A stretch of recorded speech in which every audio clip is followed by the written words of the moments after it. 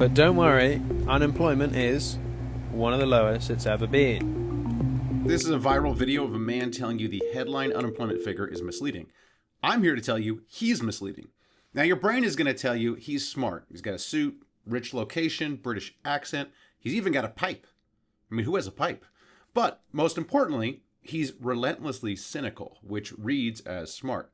Now, I have none of these things, but I've taught Intro to Economics for 13 years, so I know the employment data inside out. First, he says this. You know, the unemployment rate's a bit weird. If you are not seeking work for more than 4 weeks, they count you as discouraged from seeking work, so you're not in the unemployment rate anymore. That's true. Discouraged workers are not counted in unemployment, but the government does count them and publishes them in the same report as unemployment. You can look at it. Here it is. The blue line is the unemployment rate. The green line is when we add in discouraged workers. There's no conspiracy. The rate with discouraged workers tracks the official rate. Nobody is hiding this. Next, he brings up part-time employment. In the jobs report, if you are working 3 part-time jobs, it's viewed as you have 3 jobs. Counted the same as a full-time job, even though you may be working 3 jobs to get the earnings of 1 full-time job. Again, he's right. People who work part-time are counted as employed. But guess what? The government also tracks people who work part-time but would like to work full-time. And we can add those to the unemployment rate as well. When we do that, we get this unemployment rate. That's the blue line. The official unemployment rate is the green line.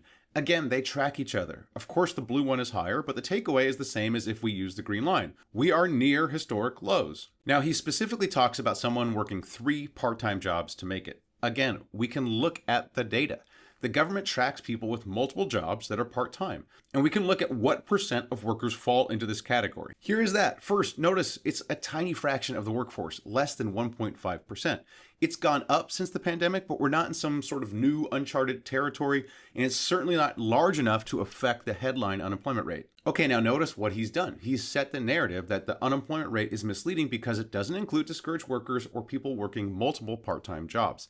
This allows him to present the unemployment rate as a conspiracy. So this is the unemployment rate, and this is the story that it tells us. It tells us, wow, unemployment is so low, it has almost never been this low in human history before. We are so good. Everyone should be so grateful for being alive right now. That's the headline figure. That is what they want you to focus on. Of course, he could have just shown the data on discouraged workers and part-time workers like I just did, but that won't fit his narrative, so he pivots to 2 series that do fit his narrative: labor force participation rate and employment to population ratio. Here we have the labor force participation. This is everyone who is of working age. How many of them are actually working?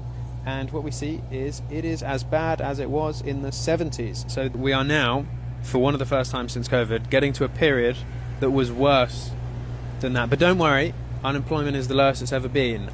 The labor force participation rate is employed and unemployed people divided by the adult population. The other is employed people divided by the population as well. Essentially, they measure what percent of the population are working or trying to work. Now, what he says, and this is true, both these rates are lower than the past, which he infers is a bad thing. The unemployment rate, though, as we've seen, looks good relative to the past. Therefore, the unemployment rate must be misleading, according to him. But don't worry, unemployment is one of the lowest it's ever been. But economists have looked at what's behind the declining labor force participation rate, and what they find is the main reason is the aging population. We have more retired old people in the denominator, and that's going to drive the rate down. So most of this decline, not all of it, but most of it is driven by an increase in retirees, old people.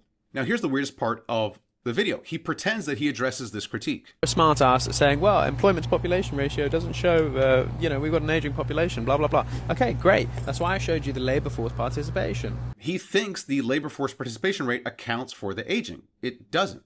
I think he's just reading off the terrible Google AI, which says the labor force participation rate is the share of working age people. But as I said, the denominator is the civilian population over the age of 16. You can check the BLS yourself. There's no upper age bound. You are in that denominator until you die or are institutionalized. So what's a better stat that would show us what we want to see, that wouldn't have all these old people in it? Well, we could just get rid of the old people. That would be the prime age labor force participation rate.